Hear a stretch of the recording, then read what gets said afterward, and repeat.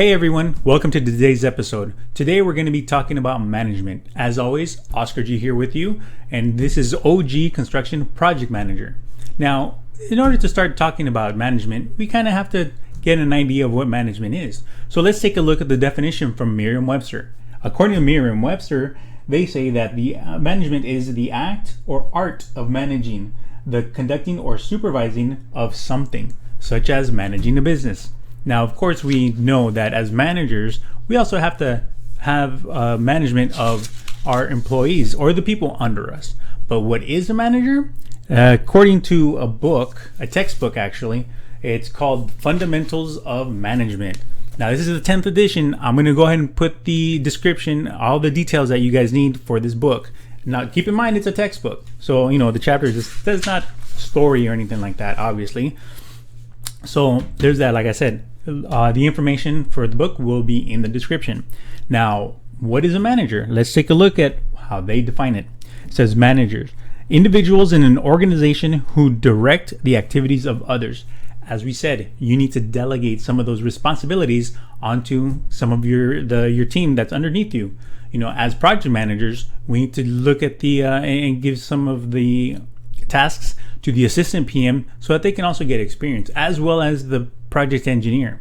They have a certain amount of things that they need to get done, but it's all part of the team, and they're usually, if they're assigned to your project, you obviously have to give them things to do.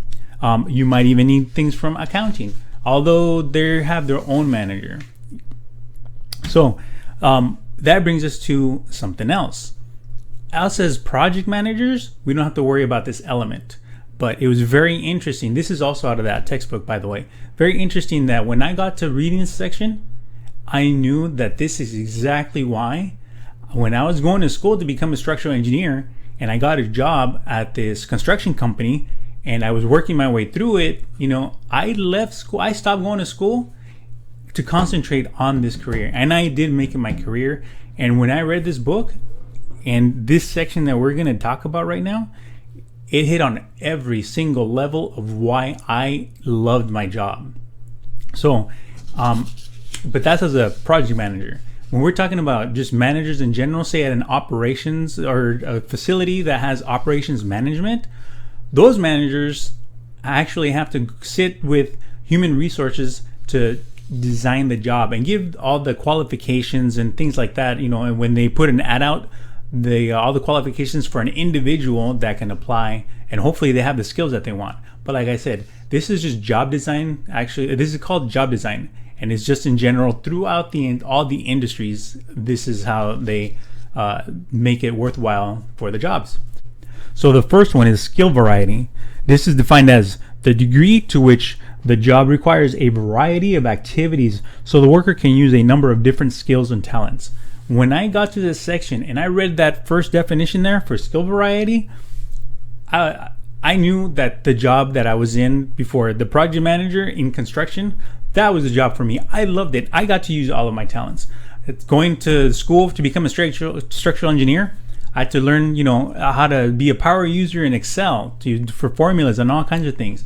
I could put my construction experience to use, my estimating experience, and all kinds of other different things. And, not every day wasn't the same thing. It was also something different. Managing people. I had people skills to, manage in high school and stuff. I was the captain of the soccer team and a couple of other things, kind of take the bull by the horns type of thing especially when we got broken out into projects and whatnot. So moving my way up from PE to project manager, it was just awesome. Like I said, I got to use my variety of skills. Troubleshooting, I built computers and stuff, and when I went in there, there was troubleshooting to do. I can get it done. I didn't go, oh my gosh, now something doesn't work. I guess I can't do anything. No, you got to get in there. You got to troubleshoot, do different things. Like I said, I loved going to work every day because you never knew. It was something new. I got to use some other new skill or talent that I had. You never know. But like I said, here we go with the job design. And you will know as we go through this list, if you can connect with every single one of these, you're in the right job, whether you're a regular manager or a project manager. Now let's move on to the next one. So number 2, task identity. the degree to which the job requires completion of a whole and identifiable piece of work. Now, this works on more than just one level here, because the task identity. So the degree to which the job requires completion of a whole and identifiable piece of work.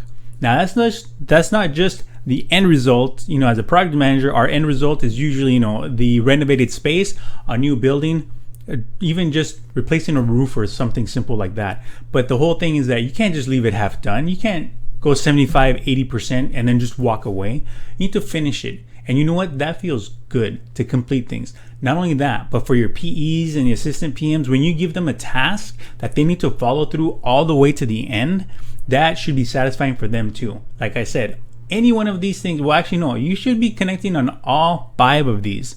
All right. And that's how you know that you're in the right job. And you get up in the morning, you love to go to work, because you know what? You never know which one of these or all of them that you're going to use in a day. That's the beauty of being a project manager in construction. When you love the construction and you love being out there, you might not be swinging hammers and turning bolts or putting in screws anymore. But you know what? Being around it, the sight, the sounds, the smell, that's what really, really gets me going to get up in the morning and go to work. All right, now let's go to number 3, task significance. Now this one, I gotta tell you guys, this one hit me the hardest, and I'll tell you why in just a second. So task significance, the degree to which the job affects the lives or work of other people. And this is the one that connected with me the most, because the lives of other people, that you are affecting the lives of other people. As construction project managers, we do that all the time, whether it's a residence, a commercial space, or even a state, local institution, a medical institution. This, like I said, connects with me all the way down to the core. We used to do a lot of work at a hospital that was a state-run hospital. CT scanners, we built the rooms for them. From the ground up, we built a spot for a linear accelerator. We remodeled another spot, and they replaced the linear accelerator in that area also. So the task significance, you should be able to connect personally with this part. Excuse me. So like I said, we used to do a lot of work at the hospital, and I would see the people, they come in sick. That's what it is. That's how it is over there. And they leave. But we are building the containers that will hold the future medical equipment that's getting better. It's getting better all the time. And we're contributing to society that way. Like I said, the task significance, you need to connect on that level. Just, right up there. And it has to be right here. Now, don't get me wrong. There are some tasks that, okay, because it needs to get done. But if you're in it just for the money, I think you're going to have a little bit of an issue later on as you go on, because you're learning skills, you're doing this, you're doing that, but you need to connect on a different level to enjoy your job. And not only that, things that might seem really stressful, where you'll see people just struggling, you'll thrive. Trust me on that one.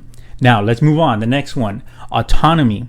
The degree to which the job provides freedom, independence, and discretion to the individual in scheduling the work and in determining the procedures to be used in carrying it out.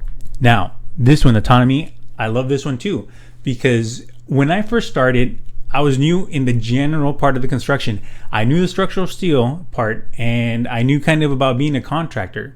So when I started, pretty much myself as a project engineer and the project manager were really almost attached to the hip, or at the hip, and so I would shadow all the time, attend the meetings, and as I started kind of getting a little more and more informed, and like I said, I was helping with the estimating. I do a little bit of CAD drafting, and I could get in and detail things so that when we go into the meetings and they say, hey, you know what, we have this issue. Go, oh, by the way, we have this drawing that we can provide. This is the solution that we're proposing. Look it over, and then, we can discuss it. and we can make the change order for this to get done and get it done right, because of the existing conditions.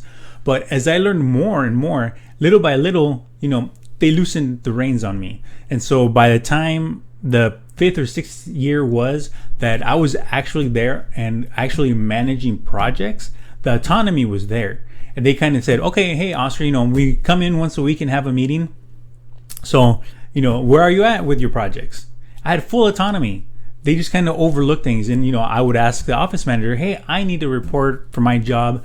How many hours are left for the carpenters? How many hours do we have left?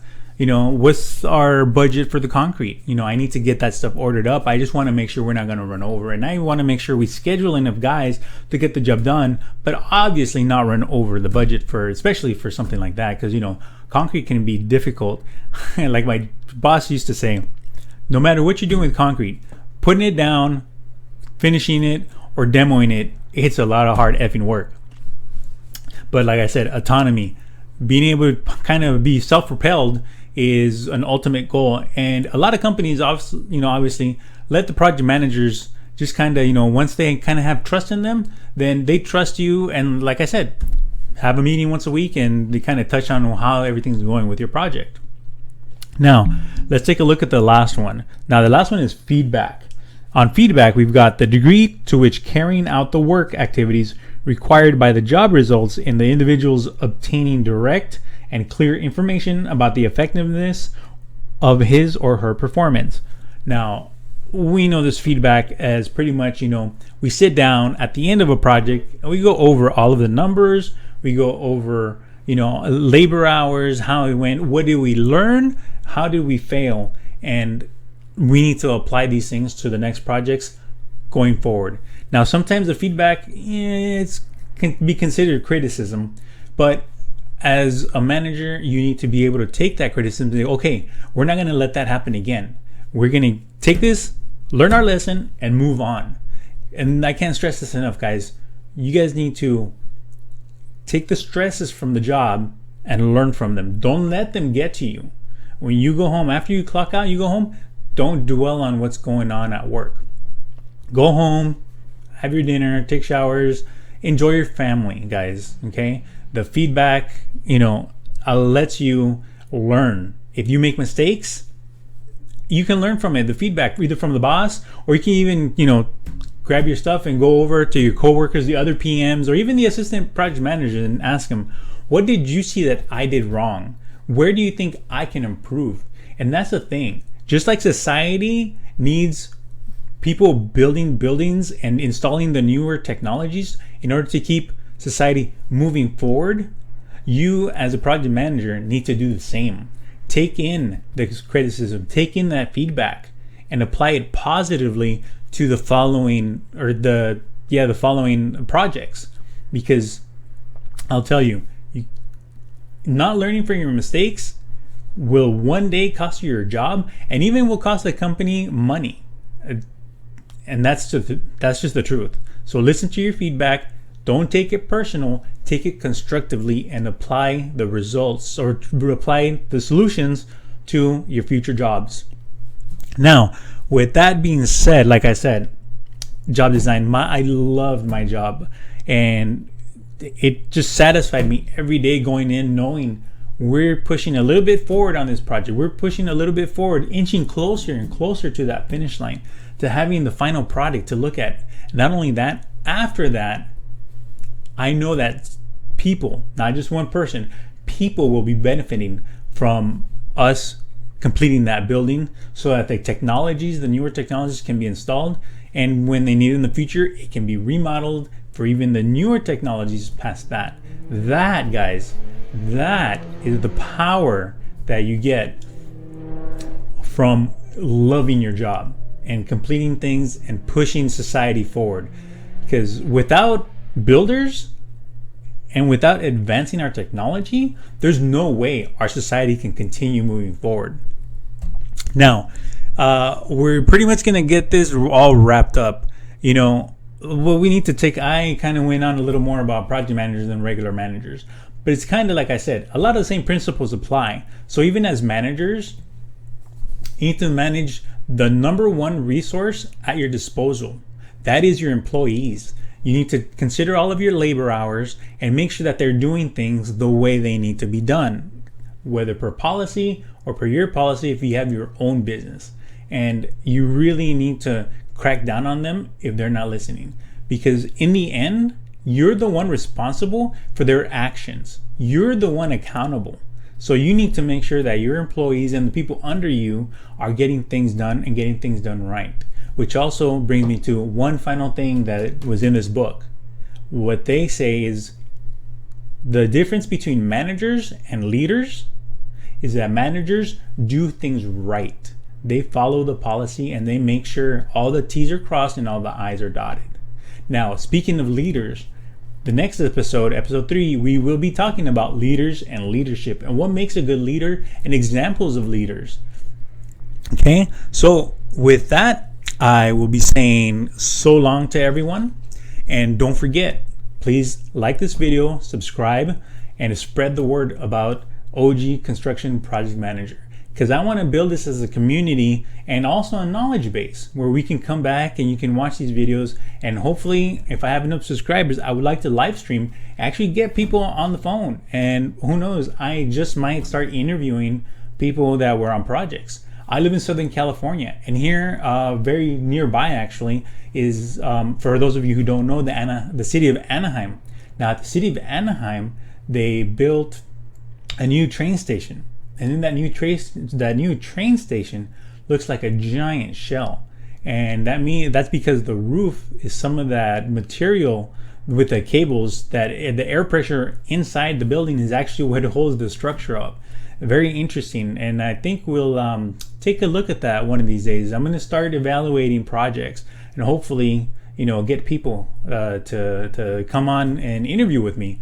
So that being said, once again, just want to make sure everyone stays safe, guys. All right, when you're out there right now, especially right now, wear masks. Try to social distance as much as possible, and yeah, right. We'll see you on the next one.